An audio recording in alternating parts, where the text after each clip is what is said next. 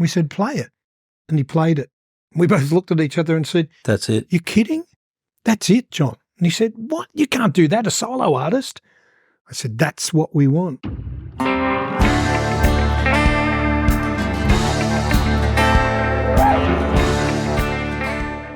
G'day, it's Lindsay Waddington here today, and I've got a real special guest. He is the legend, Mr. Russell Morris. How you going, mate? I'm good, Linz. Good to be with you. Oh, it's great to have you here, mate. And you live on the Gold Coast? Live on the Goldie. Yeah, I've been up here for about 5 years. Always wanted to live here. Every time I'd come up, I'd go, "I'm going to move up there one day, going to move up there." And finally I bit the bullet. And talk about luck. I left Melbourne 6 months before COVID. Really? Before Melbourne became the most locked down city in the world, not in Australia, in the world. So I came up here then and haven't regretted it all. And I still love my AFL, but I'm an absolute avid Maroon supporter now. I just love State of Origin. I knew you had a class about you when you said that. Now, so you've been here for 5 years, Russ. Now you're down in Melbourne. Where were you from originally, mate? Where were you born? Melbourne, in Richmond. Yeah, so Melbourne boy, Victoria? Yeah, Melbourne, Victoria, in the inner city suburb of Richmond, which is sort of like a very industrial sort of factory type of suburb. As a kid, I used to play in back factories. I used to break into factories, not to steal anything, but to look and see what was there. Yeah. And that was my playground with my mates. And along the riverbank of the Yarra, we'd hang down there. It was a great upbringing because it was very tough area. And I think I learnt a lot of life's lessons there. I wasn't a very tough kid, but I went to one of the toughest schools. And the kids that went to Richmond Tech, a lot of them turned out to be career gangsters, guys that were featured in Underbelly and all that sort of stuff. Oh, wow. Like the Prendergasts and Mickelsons, who did the great bookie robbery in Melbourne, the great diamond heist in Collins Street. I knew all those guys. Mm. I was terrified of them, but I learnt to negotiate. It was great. And it was a very important part of my life. Yeah. So now I can sort of I'm lucky enough that I can go to the lodge or something and hang out and meet the Prime Minister. I can go to the Hells Angels and hang out with those guys, and I feel quite at home. It doesn't matter. In both places, yeah. Yeah. And so what did your parents do then, Russ? My father died when I was 2. Mm. He was a prisoner of war on the Sandakan March. He came back and he only survived a number of years. And one day before my 2nd birthday, he died. And I was brought up by my mother, my grandmother, and my grandfather, but my grandfather died when I was about 8. Mm. So I was brought up by 2 women till my mother remarried when I was about 12. 12, okay. Yeah. And so was music always a passion at a young age? No, I liked it. My mum had a lot of great records like Frank Sinatra, Nat King Cole, Johnny Ray, Elvis Presley, all those, and I would listen to them all the time. I loved them, but I never thought about being a singer. I wanted to be an actor. Oh, okay. Yeah, that's what I wanted to do. And some friends formed a band, and I'd hang out with them, and we'd go to parties, and we'd all sit around and sing. And then Brian Cadd came along with another band and stole their singer. Oh, really? Yeah, stole their singer to a band called The Group, GROOP. But Brian was also stolen by the guys from a band called Jackson Kings. Yeah. So they went, and the band that I'd been hanging around with, the mates, didn't have a singer, and they asked me would I sing. And I was doing a diploma at the time of economics and accountancy, and said, "No, I'm not going to do that." They said, "Well, just join us for Christmas." And I did, and I really loved it. Yeah. And that was sort of, I tried to do the two hand in hand, but became too hard to finish my final year. So I said to my folks, "I'm going to leave, and I'm going to be a singer. By the time I get to 25, I'll be too old. I'll go back and repeat the final year and get my qualification." And they said, "It's your life." Oh, really? That's great. You do what you want. That's fantastic. Yeah, and they were great, really supportive. Yeah. Now, singing, so was there an instrument involved in that, Russ, or back then you just sang? Just sang, yeah. Yeah, and so instruments, do you play instruments now? I play guitar. I'm a pedestrian on the guitar, but I saw the writing on the wall when I'd gone solo, and I saw the writing on the wall of people like Bob Dylan, Cat Stevens, all these Neil Young, all these guys coming up as singer-songwriters, and I thought, I better learn to play guitar properly. Yeah. So I learnt to play to try and write, and that was the only reason I learnt to play, so I could write songs. Now, you've had some massive hits, mate, and like we'll get through them and that. I know there's been a hell of a lot of them. What song do you reckon just really made you think, I belong here, I've got something to really offer? Well, I never felt like that until later on, as we were talking before. I knew I could sing a bit, but I didn't class myself as a singer. So The Real Thing was the thing that turned the corner because it was so unusual. And I remember saying to Ian Meldrum, because we'd recorded a couple of songs, and they were in the realms of John Farnham at the time, Ronnie Burns and all that sort of. And I remember saying to Ian Meldrum, I said, I don't want to do this style. I said, these songs we've recorded, John could record, Ronnie Burns could record, Norm Rowe could record. I want to do something that none of them would even consider recording. And Molly, to his credit, said, you're right, you know. You're right. He said, these songs are good, but they're not what we want. And when I was at Channel 10 one day, just I'd done the show because our band had broken up. And I went on and mimed the band's record. And John Young was sitting on the panel and he saw the reaction that I got from the audience and rushed backstage to meet me and said, would you be interested in one of my songs? And I said, sure, play them. And he played 4 songs and Ian and myself were listening and said, yeah, that's a nice song, but we want something different. Have you got anything different? And he said, no, not really. He said, oh, I wrote this song 2 days ago. He said, but it's a band song. It's not a song for someone like you. We said, play it. And he played it. We both looked at each other and said, that's it. You kidding? That's it, John. And he said, what? You can't do that, a solo artist. I said, that's what we want. And Ian was the same. That would have been a massive ride, mate, because that song, that really catapulted you to being a household name. Like, yeah, it did. Yeah. And was it sort of, Russ, like a slow move, or was like you could go down and get a loaf of bread in the middle of any city and no one really knew who you were to, that's the guy that sings The Real Thing? Was it like that? We, the record company hated it, thought it was the biggest load of rubbish they'd ever heard and refused to release it. Yeah. They said we might release it in Melbourne just to make our money back. So Molly and I jumped in the car and drove up to Sydney and went to see all the radio programmers and said, this is a song we've recorded, Ian, I hate it. What do you think? And they've gone, are you serious? We'll play it. So we had to get signatures from all the radio stations and then go to EMI and say, they're going to play it. No, like a so petition. They released it reluctantly, and because all the radio stations felt they were involved, didn't just sneak it onto the playlists. They went, bang, high rotation #1. Oh, it was incredible. So it just went boom, out of nowhere. We've hit stardom now. Was it only in Australia really, like at the start, or worldwide, like international? It worked in 4 states in America. It was going really well, but unfortunately it was on a label called Diamond, which was an independent label. And at that stage, the majors were trying to squash the independents and they weren't distributing.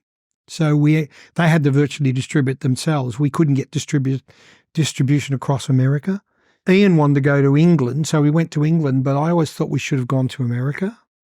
Went to England and nothing really happened in England.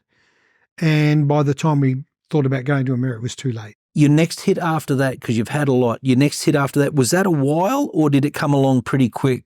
Came along reasonably quick. At that stage, I was thinking about writing. I said to Ian, I want to write the next single. And he was a bit scared about that. And he said, well, play me the song. I played him the song. He said, I really like it. He said, we need something different. He said, Johnny's got this song that he's played me. He said, I reckon we can put the 2 songs together. I said, Ian, we need to do something simple. I don't want to do something as big as The Real Thing again. Yeah. It's too hard to reproduce on stage. And he said, no, we need to do something bigger. And I said, oh, this is wrong. We shouldn't be doing this. And he combined On and On, which was a song Johnny had written, to my song Paper Walls. And it was called Part 3 into Paper Walls. And it started off where The Real Thing finished. Yeah. And went into that. And it was another #1. We were talking before and we were talking about old Caddo, great mate of yours, and in later life he's become a really close friend of our family and that, would love him to bits. But you were saying his piano track on The Real Thing, wasn't it? His whole band, without that band, the record wouldn't have been as good as it was. Yeah. Brian was instrumental in, he played all the spooky Hammond organ. Yeah. It gives us this dance. It was like a dance record before its time because the drummer played almost one of those acid had that feel. Yeah. And it really had this magical feel. And the bass player, Don Moody, who'd written so many songs with Brian, it just gelled. And Brian was incredible because Brian, at the end of it, it was supposed to be only 3.5 minutes. Molly said, all right, we'll fade it there, but let them play because they were playing in the studio and the drummer went into double time and the engineer went to stop it. And he said, no, let them have some fun. And they played and Ian said, don't worry about it, we'll fade it. He rings me later that night. I'm going to make this record 6 minutes long. That's where the magic started. No one will play it. Yeah. He said, no, I'll put things at the end. I said, but what are you going to put at the end? It's just a big... He said, I'll put sound effects. I said, you can't put sound effects for 3 minutes. He said, trust me, it'll work. And things he put in there, one of them is a mad talking like, and the user of the product shall abuse the product. At the end of it, that's Brian. Is it really? Because he said to Brian, you're funny. Go into the studio and do something funny. He said, what do you mean? What am I going to do that's funny? And he picked up a TAC box and he said, read the back of that. And Brian's reading the back, the warranty on the box. Piano break. That was an absolute fluke. Really? Yeah, we were listening to all the end and all the sound effects was going on. And you know how in the old days on the desks they had a mute button on tracks? Yep. And the engineer wanted to hear what the piano sounded like. So he had all the tracks up on his fingers and for some unknown reason he punched it right on that beat. And there was the hi-hat with Brian playing dang, and that's how that happened. And we went, what the? And everyone went, that's incredible. We've got to keep it in, yeah.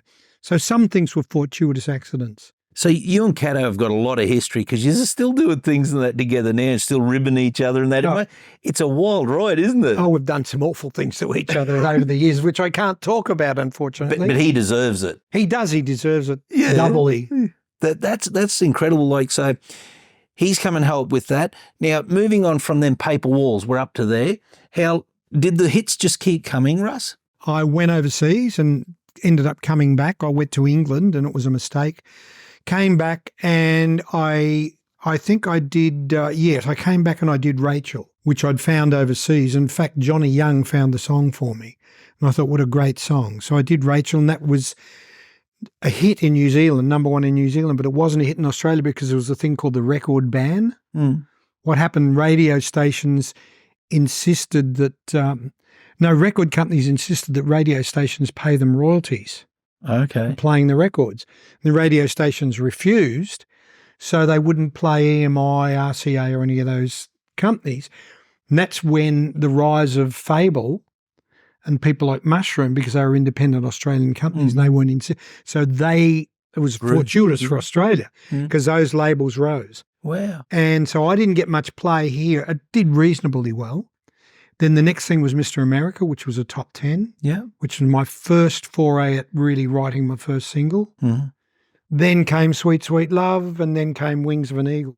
So you're still out gigging, and we'll get to that in a minute. You just finished a monster trip with a massive production and that. How fun would that have been? But what are the songs where you hit that first line and you can just see the crowd going, your fans, which songs really hits them still in the throat, the greatest songs?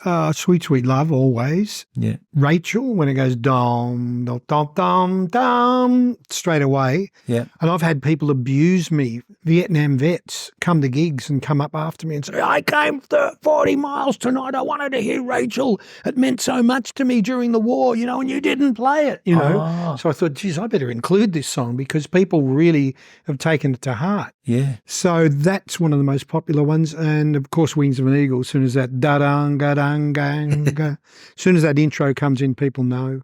Yeah, and it must have been a special thing when you actually said you got your first hit that you penned, like you wrote It yourself. was, yeah. That had to be even another special moment, like they're all special moments getting big hits, but when you write it yourself, then perform it, and that's got to be something mighty. Yeah, why it was mighty too, because I was pretty good friends with John Farnham and the Zoot and all that sort of stuff. And I remember saying to John one day, I said, would you be interested in doing one of my songs? He said, of course, yeah. Play it to me. And I played him Sweet, Sweet Love. And he said, mate, mate, the way he does it. He said, I love the song. He said, but it takes too long to get to the chorus. He said, I don't think I could do it. He said, I need the choruses to hit pretty quick. So when I released it, I had that in the back of mind. It's not a hit song. It's not a hit song. It's not a hit song. And bang, it just took off. Cadd, Farnham, like Molly Meldrum producing. Gee, there's some characters. That's like music royalty you come through in. Did it feel like coming through like this is greatness, or no, it's just what happened now? You look back on it and go, gee, they were great times. Oh, I thought it'd be over by the time I was 25. So I was expecting it to all end. Yeah. So, and I never thought of it as a career. None of us did. Yeah, it's just It was something to do, and what a laugh, you know. We can meet girls and we can make a little bit of money and have a hoot. Yeah. Never thought of it as a career. Never thought I'd be doing it at this age. And you still love the road in that? No. You don't? No, I don't like the road. No. Yeah. Did you like it back then? No. You didn't, the touring thing you weren't a gig pig like that. It was more creating? Like, yeah, I like to perform sometimes, but I don't like the grind. And wow. I've never been one of those guys that would go to a party, for instance, and if there's a band playing, itching to get up on stage, wanting to get up on stage and so he can be the highest on the wall. Yeah. I've never been like that. I sing to express my songs. I sing to entertain people. I love writing. I couldn't give up writing. Yeah. And probably recording. I love. So you still love the creating and you love the music, but not so much getting out there. And so the wank factor of being in front of a heap of people and telling you how good. You don't need that. You just like the creating new music, and which we're talking about thinking outside the square. That's the fun part, isn't it? Like, trying to find something that's different. I can't say that I don't love it when it's really working, but I don't like the bad times when you get somewhere and all of a sudden you haven't got a sound guy, because I had a sound guy for so long and then he couldn't work with the people I was working with and he quit. So you have to go somewhere and you haven't got a sound guy, so you've got to take pot luck. You don't know how good it's going to be. And after the show, people are going, I couldn't hear what you were saying at the front. And it's like, frustrating. Why am I doing this? Yeah. So you're still doing stuff, because we'll get into this now. There's an interesting story because Pete Robinson, who plays guitar with you on shows and that, been down to the studio and that, he's a great bloke and wonderful player too. But he was telling me about having to get down south to work with an orchestra with Russell Morris. Tell me about that and tell everyone about that, mate. That had to be something huge. That was something that was astounding. Strangely enough, it happened up in Queensland. I was up here and we were playing at Southport Yacht Club. Mm-hmm. And we come off stage and the bass player goes, did you see that bloody guy while we were playing? The big guy sitting up the back with his arms crossed, not even smiling, not clapping. You know, the guy that looked like Clive Palmer. And I said, oh, yeah, I saw him. I said, well, actually, it was Clive Palmer. And he went, what? Rude bugger. He shouldn't be coming to our gigs. And I go out, sign the CDs, and here he is standing in the line with 3 CDs. I said, Clive, wow. He said, I had to buy your CDs. He said, I'm a huge fan, always have been. He said, love your music. He said, but you've lost your audience. I said, what? He said, we'll have a talk about it one day. Lovely to meet you. Love what you've done. Walked out. I worked in Townsville. The lady said, oh, Clive Palmer's booked 4 tables tonight and tomorrow night. He's bringing all his staff. So, oh, great. So I got on stage and being the person I am, started to send him up. Yeah. I said, mate, I think it's rude that I've moved to the Gold Coast, and I said, I get my boat and I go out and I sail past your place and wave and you pull all the blinds down. I said, what is it, Clive? It's because I drive a tinny. Are you embarrassed that people might think? And so he loved it. He thought it was really funny. Yeah. After the show, he came back and he said, I need to talk to you. Will you come for lunch? So he invited my wife and I around for lunch. We sat there and he said, now I want to elaborate on what I said. You've lost your audience. I said, what are you talking about? I said, you saw me. I sold out. He said, yeah, you sold out. He said, 400 people. I said, that was great. He said, your audience is much bigger than that. I said, no, it's not. He said, yes, it is. He said, I want to put you on at Sydney Opera House and Melbourne's Hamer Hall. I said, Clive, they hold 2,500 people. I said, I've done clubs that seat 400 people and only gotten 300. He said, that's because you're appealing to the wrong people and you're not giving that audience a chance to see you. The people that want to go out, that don't want to go to a little club, park in the parking lot, go through the rain, probably run the gauntlet. There could be scary people there. Do something more sophisticated because your audience lies there.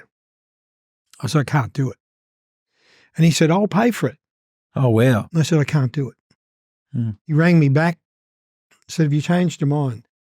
Come and have lunch again. We went again. And he said, you need to do it with an orchestra, all this sort of stuff. Who would you want to organise it, to arrange it? And I said, well, there's only one, David Hirschfelder. And he said, I'll pay for him to do the arrangements. Wow. And I will put the first two shows on. You do Opera House and Hamer Hall. I said, Clive, it's going to be embarrassing for me because if I get 500 people and we have to paper it with 1,500 tickets, I said, people are going to find out and it's going to be very humiliating for me. And I said, plus you could lose a lot of money. He said, son, I've got a lot of money. And I said, all right, let me think about it. And I thought about it and finally went back to him and I said, okay, but I think it's going to fail. Melbourne sold out in 2 days. Oh, yeah. And Sydney did the same thing in a week. Well done. So we did it. The reaction was phenomenal. So Phil Bathels, the promoter, who had come on board because he was a mate of mine, said, let's approach Clive and do it again. So we approached Clive and said, we want to do 7 shows. Would you be interested? And he said, well, I can't do it this year. I can do it next year. He said, I'm busy with court and things like that because I'm suing so many people. And so Phil said, no, we really need to go now. And Clive said, well, I have no problem with that. You own the show. You own the arrangements. It's your baby. It's my gift to you. Go ahead and do it. You serious? So we put it on ourselves and ran it ourselves, and it was phenomenally successful. And it would never have happened without Clive.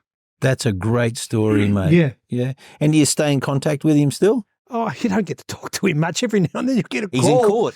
He's in court, or you'll get a call. You say, oh, how are you doing? Oh, Clive, where are you? Oh, I'm in England. I just thought I'd give you a ring to see how you are. And that's about it. Isn't that that's got to be one of the most wonderful things. But in your time, you must have, like, to have a career, you would have had generous times like that over the years. Yeah, some people have been lovely. Were you ever into sports? Like, I know you liked AFL and you liked it, but did you play sports at all? Yeah, we should go back to what I really wanted. When I was young, when I was about 14, I dreamt of being a great sportsman. Really? Either a footballer, or a cricketer, or a great swimmer, or anything. But I was average at every one of them. Yeah. But I wasn't average in application. I trained the house down. Tried. I tried so hard. And when I would play footy during training, I was really good. I could take great marks. I could get the ball. I could elude people. In the match, I would panic and the panic fog would set in. So if I'm surrounded by all players, like if you're a champion player and you get the ball, you know your opposition for your teammates. Yeah. I didn't know any of them. It all became a blur. So I would run into opposition players and things like that. That's what makes a champion. Time slows down for them. I've become really good friends with Wally Lewis, and we talk about that a lot. Wally Lewis, now he is a legend. Me being born in Queensland, I loved it. And you know what I loved about that man? You could see him run out in front of a whole stacked stadium of New South Welshmen and didn't even worry him. No. You know, Wally's a where, you know, and he loved it. And it took him to another level. He is the most humble guy. He never, ever talks about what he's achieved. Oh, really? Never. We'll go out to dinner, never talks about it. Wow. He's just a very nice guy. Through him, I've been really lucky. I've got to meet Ian Botham and Ken Brown, who's become one of my really good friends up here. So, yeah, it's been moving to Queensland was great. And plus, when I moved up here, Ken said, Wally's got something for you. Yeah. So we went out to lunch and Wally gave me a certificate. I can't remember the exact heading now, but this is to certify that Russell Morris is a certified Queenslander. Signed by the King of Queensland, Wally Lewis. I've got that on my wall. It's fantastic. Joking me? Yeah, it's great. So, and he knows how much I love it up. He knows how much I love State of Origin. So music has opened a lot of doors, Russ, hasn't it? It has, yeah. It's great because, like, way back in Melbourne, I could turn up at Hell's Angels. Yeah. And ring the gate. Normally they go, "Piss off, who's that?" I ring up and they say, "It's ball bearing there. Can I come in?" You know, it has opened the doors, and I've got to know politicians and prime ministers.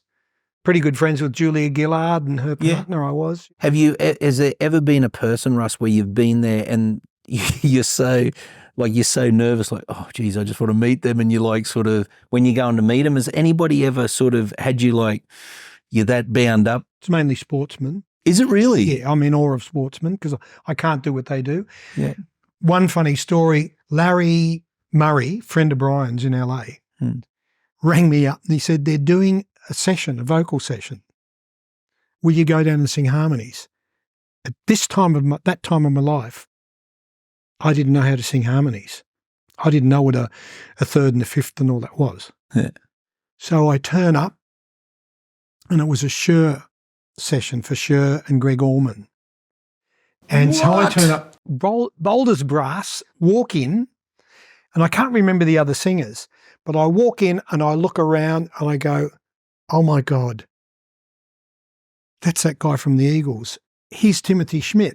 And I know who he is. Yeah. He was in Poco or something like that. Yeah. And I thought, wow, these guys are serious singers.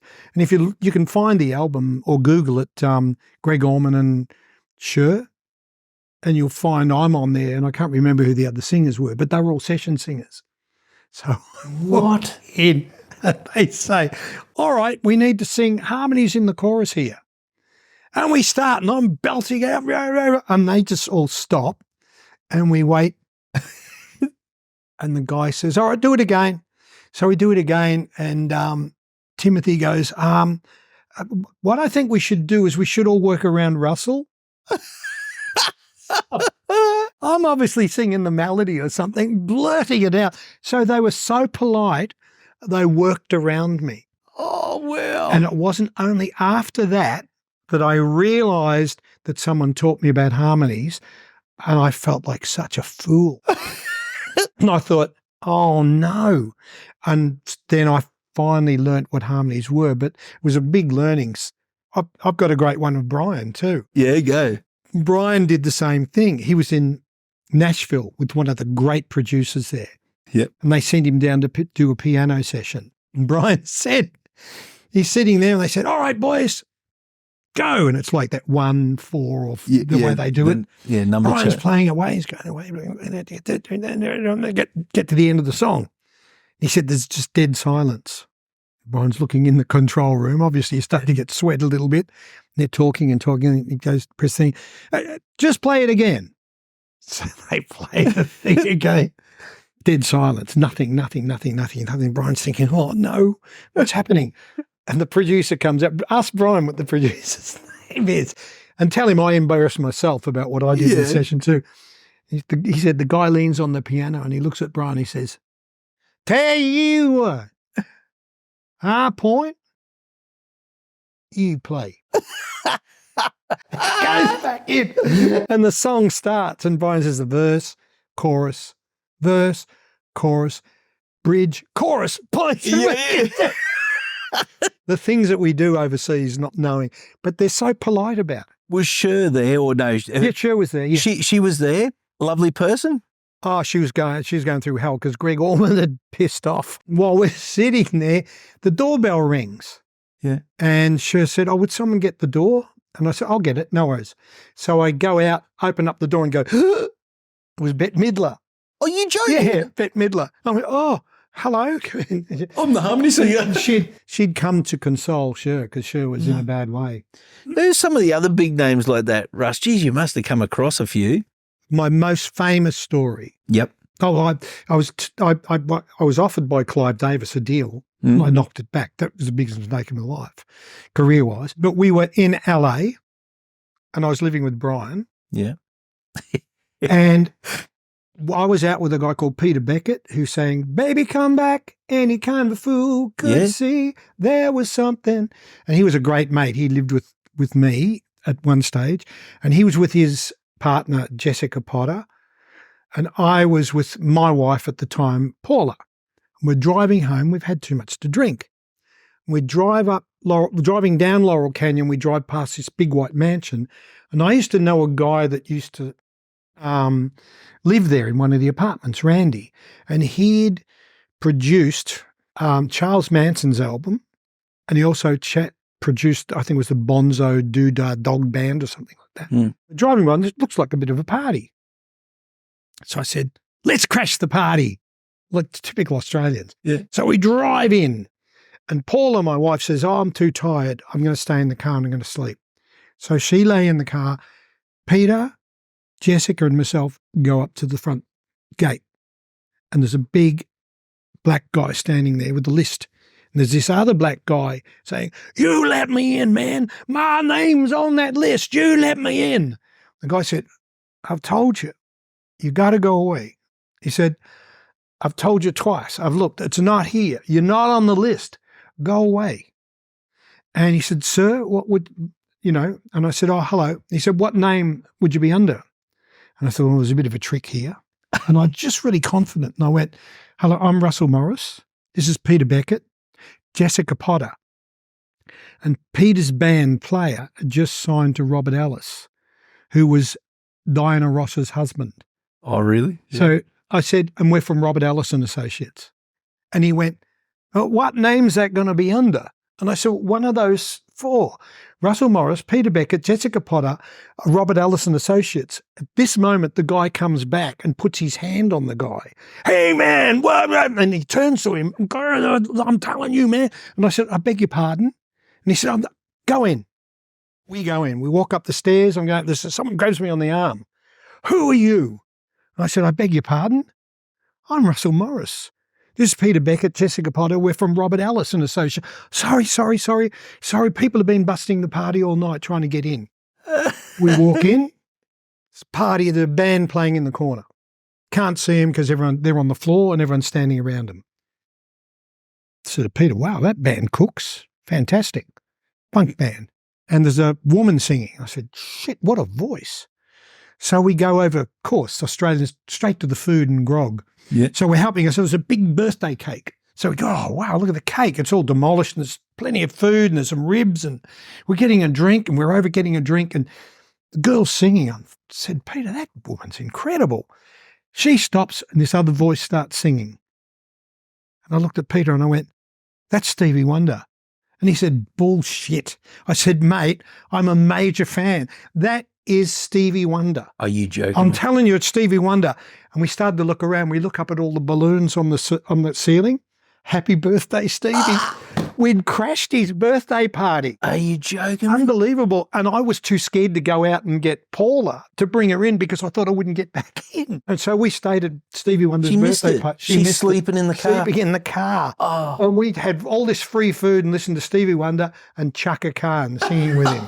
Really? Yeah, that was the woman. Oh, mate. Well, So that's my favourite story of LA. that is insane. The others I can't tell. No. I can understand Yes. that. So you've written and recorded some of the greatest hits, and I've just found out I've played this song many a times, and I've known the great Anne Kirkpatrick for ages. You wrote one of her biggest hits. Yeah, that was lovely. It was great. She did it. Yeah. That's so good. Well, you better say the song. Out of the Blue. How great is that? Mate, you've crossed everything. There's really nothing more you could have done in music. you got to be so proud looking back. And even looking forward, you're still doing some wonderful things like with the orchestra tours and shows. And would it be one of the highlights of your career, or standing in front of with some of your greatest songs from your years and hearing them that way? It was a highlight. It felt like being strapped to the front of an express train. It was an incredible feeling. It was just amazing. Yeah. It was amazing.